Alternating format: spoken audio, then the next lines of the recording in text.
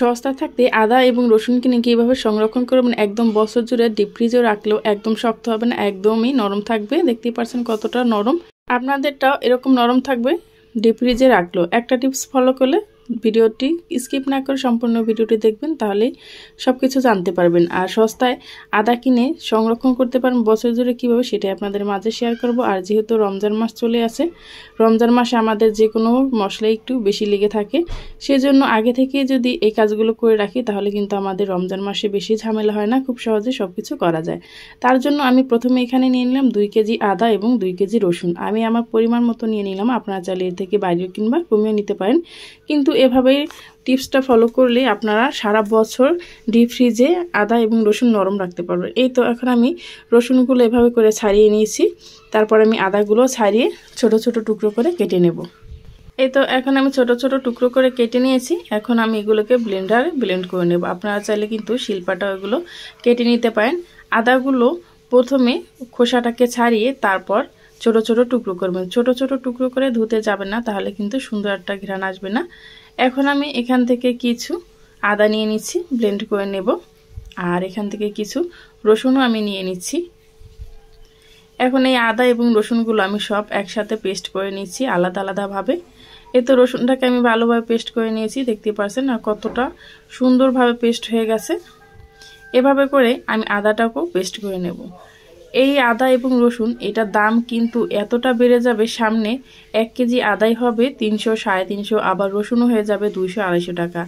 এখন দেখা যায় বাজারে 150 টাকা ভিতরেই কিন্তু এই রসুনটা পাওয়া যায়, এবং 80 এবং 100 টাকার মধ্যে কিন্তু আদাগুলো পাওয়া যায়। আপনারা চাইলে এখনই কিন্তু অনেক করে সংরক্ষণ করে নিতে পারেন এই আদা এবং রসুন। এই তো আমি আদাগুলো ভালোভাবে পেস্ট করে নিলাম। এখন এই আদাগুলো আমি কিছুটা বক্স ভরে রেখে দেব। আর কিভাবে সংরক্ষণ করলে ডিপ ফ্রিজে রাখলেও আপনাদেরটা নরমই থাকবে, শক্ত হবে না, সেটাই আপনাদেরকে বলে দিচ্ছি। এখানে আমি কিছু রসুন নিয়ে নিচ্ছি আমার পরিমাণ মতো রমজান মাসের জন্য। এখানে আমি বাটিতে দিয়ে দিলাম রসুন আর দিয়ে দিলাম 1/2 কাপ পরিমাণ তেল, সাথে দিয়ে দিচ্ছি লবণ। এখন আমি এটাকে ভালোভাবে মিক্স করে নিচ্ছি। এভাবে যদি আপনারা মিক্স করে রেখে দেন তাহলে কিন্তু আপনাদেরটাও শক্ত হবে না ডিপ ফ্রিজে রাখলেও। যেহেতু এখানে লবণ আর তেল ব্যবহার করেছি, সেজন্য কিন্তু এটা ডিপ ফ্রিজে রাখলেও শক্ত হবে না। রমজান মাসে কিন্তু আমাদের একটু তাড়াহুড়া বেশি থেকে থাকে, সেজন্য কিন্তু এভাবে করে নিলে এর স্বাদ ঘ্রাণ খুব সুন্দর পারফেক্ট থাকে, অথচ কিন্তু শক্ত হবে না। ঝটপটি নামিয়ে কিন্তু আপনি যে কোনো তরকারি অথবা যে কোনো কিছুতেই ব্যবহার করতে পারেন। সেম একই প্রসেসে আদাটাকেও আমি এভাবে করে তৈরি করে নিলাম। আমরা যে খাবারে আদা এবং রসুন ব্যবহার করি সেই সব খাবারে কিন্তু আমরা রসুন এবং তেল দিয়েই থাকি, সেই কারণে এখানে তেল দেওয়ার কারণে কিন্তু আপনারা একটু বুঝে শুনে তেল এবং লবণটা ব্যবহার করবেন। এই তো এভাবে করে আমি কিছু আদা এবং রসুন রেখে দিলাম। আর সারা বছরের জন্য আমি এখানে আদা এবং রসুন সবগুলো একসাথে বক্স করে রেখে দেব।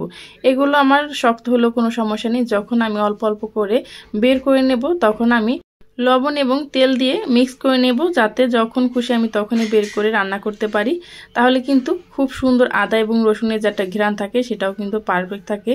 নর্মাল ফ্রিজে রেখে দিলে দেখা যায় 1 সপ্তাহের মতো ভালো থাকে, তারপরও আদা এবং রসুনের কালারটা অনেকটা চেঞ্জ হয়ে যায়। এই তো এভাবে করে রসুন আমি রেখে দিলাম। আর কিছু আদা এবং রসুন আমি একসাথে মিক্স করে রেখে দেব, যাতে করে আমি যে কোনো মশলায় আদা রসুন যেটা দেওয়ার দরকার সেটা একসাথে আমি দিয়ে দিতে পারি। অনেক জিনিস আছে সেক্ষেত্রে কিন্তু আদা লাগে, সেজন্য আমি আদা আলাদা রেখেছি। আবার অনেক জিনিস আছে রসুন আর লাগে, সেজন্য আমি রসুনটা রেখেছি। আর যার জন্য আদা এবং রসুন দুটোই লাগে সেটাই কিন্তু আমি একসাথে মিক্স করে এখন আমি এই বড় বাটিতে করে রেখে দিলাম। আপনারাও কিন্তু এখন আদা যেহেতু কম দাম, এরকম করে কিন্তু সংরক্ষণ করতে পারেন। এই তো আমার সবগুলো বক্স একদম ভরে নিয়েছি। আর কতটা সুন্দর আর কতটা পারফেক্টভাবে আমি সবগুলো কাজ রোজার আগে করে রেখেছি। আর এই কাজগুলো যদি রোজার আগে করে রাখেন তাহলে আপনার রোজার সময় পরিশ্রমও কম হবে, শরীর মন সবকিছু ভালো থাকবে, নামাজ কালাম সবকিছু আপনি সুন্দরভাবে করতে পারবেন। আর এই তো দেখতে পাচ্ছেন আমি ফ্রিজ থেকে নামিয়ে আপনাদেরকে দেখিয়ে দিচ্ছি। আমি যে আদা রসুনগুলো রেখেছিলাম ডিপ ফ্রিজে, দেখুন যেটা তেল এবং লবণ দিয়ে রেখেছিলাম সেটা এখনো নরম আছে, আর যেটা আমি এমনি রেখেছি সেটা দেখতেই পাচ্ছেন কতটা শক্ত হয়ে গেছে। আপনাদের কাছে আমার এই ভিডিওটা যদি ভালো লেগে থাকে তাহলে বলবো প্লিজ চ্যানেলটি সাবস্ক্রাইব করে পাশে থাকা বেল আইকনটা ক্লিক করে রাখবেন। আর যারা এই ভিডিওটি ফেসবুক পেজ থেকে দেখছেন চাইলে পেজটি ফলো দিয়ে আমার সাথেই থাকতে পারেন। এই তো দেখুন রসুনটা কত সুন্দর নরম, আর সাথে কিন্তু আদাটাও কত সুন্দর, একদম আমরা যেভাবে আইসক্রিমটা খেয়ে থাকি ঠিক ওরকমই থাকবে ডিপ ফ্রিজে রেখে দিল। তাই দেরি না করে রমজানের আগে সবাই কিন্তু এই কাজগুলো করে রাখলে আমার কাছে মনে হয় ভালো লাগে। আর যেদিন এই কাজগুলো করবেন তার আগের দিন রাতেই কিন্তু সব কিছু রান্না বান্না গুছ করে রাখবেন, যাতে করে এই কাজগুলো করার সময় আপনার কাছে পরিশ্রম বা ঝামেলা মনে না হয়। এই পর্যন্ত যারা আমার সাথে ছিলেন তাদেরকে জানাই অসংখ্য ধন্যবাদ। পরবর্তী ভিডিও নিয়ে আসা পর্যন্ত আশা করি সবাই অনেক ভালো থাকবেন, সুস্থ থাকবেন। সবাইকে জানাই পবিত্র রমজান মাসের অগ্রিম শুভেচ্ছা। আল্লাহ হাফেজ।